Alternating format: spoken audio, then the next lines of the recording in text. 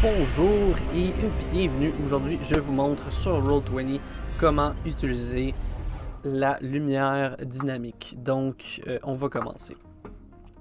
Court et simple et droit au but. Première des choses, c'est important de comprendre que quand vous êtes sur la map de votre choix, vous allez pouvoir aller dans les options. Dans les options, vous allez aller dans justement le Dynamic Lighting. Ici, on a plusieurs paramètres qui vous donnent des effets différents en fait.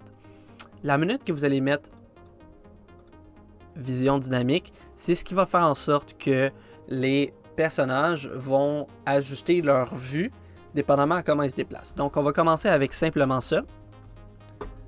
Ce que je vais enregistrer. Je vais reculer ma map. Comme vous pouvez voir, j'ai un personnage ici. Par la suite, ce que vous voulez faire, c'est aller dans Dynamic Lighting et de tracer vos murs. Vous pouvez le faire directement sur la ligne, en dessous de la ligne. C'est ce qui va délimiter justement ce que le personnage peut voir. Vous pouvez par accident mettre sur cette sur ce layer-là, sur cet étage-là, des lumières. Ce n'est pas quelque chose que vous voulez faire. Parfait. Donc, ce qu'on fait par la suite, c'est de prendre notre personnage. Par exemple, je vais prendre elle. Je vais la déposer. Comme vous pouvez voir, quand je la déplace, elle peut voir ce qu'elle peut voir. Alright? Et c'est comme ça qu'on fait du Dynamic Lighting. Si vous voulez faire en sorte que quand le personnage... Je vais vous montrer, ok, en ce moment. C'est ça que ça fait. Si vous voulez que le personnage, une fois qu'il a découvert un endroit, ça reste un endroit qui est en gris, qui a été découvert, à ce moment-là, on va aller encore une fois dans les options de la map. Et on va activer le mode explorateur. Le mode explorateur va nous permettre, justement, comme fait voir, aux joueurs de se promener et de garder une vue sur ce qui a déjà été exploré. Donc si par exemple tu dis on a fait tout le donjon, je sais plus pas parce qu'on aurait pu aller, mais en faisant ça, on se dit tiens, c'est vrai que là-bas on avait vu des escaliers. C'est quelque chose qui est plus facile à gérer dans ce temps-là. L'autre chose que vous pouvez faire, c'est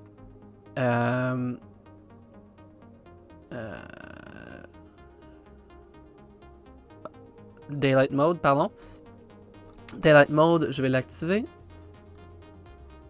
Donc techniquement, en mode Daylight, ce que le personnage va voir, c'est vraiment tout ce qu'il peut voir. Il n'y a aucune limite sur...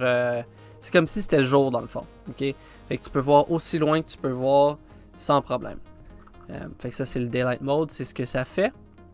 Et finalement, le dernier item...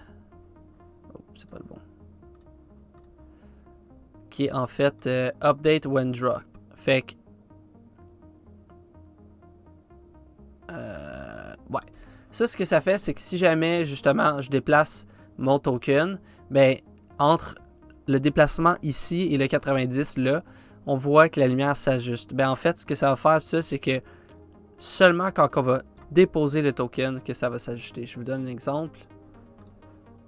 Je l'utilise, sauvegarder.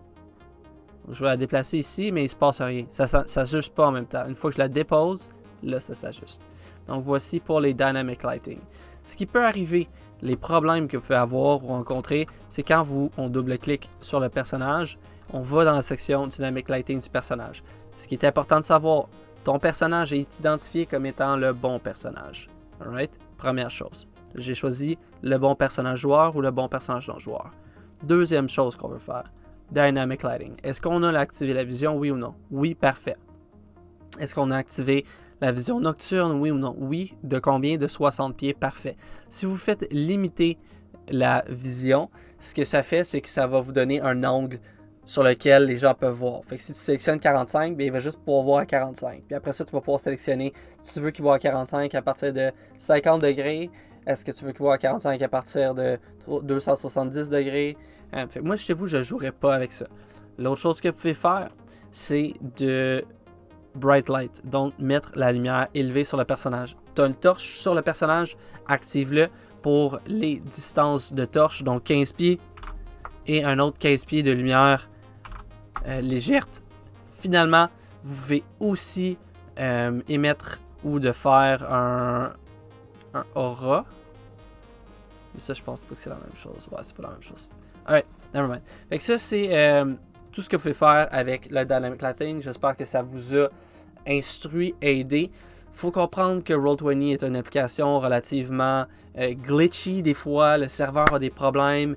Des fois, ça se peut que les gens aient des problèmes avec leur propre ordinateur et leur propre Internet, ce qui fait en sorte que ça peut être un peu clunky des fois.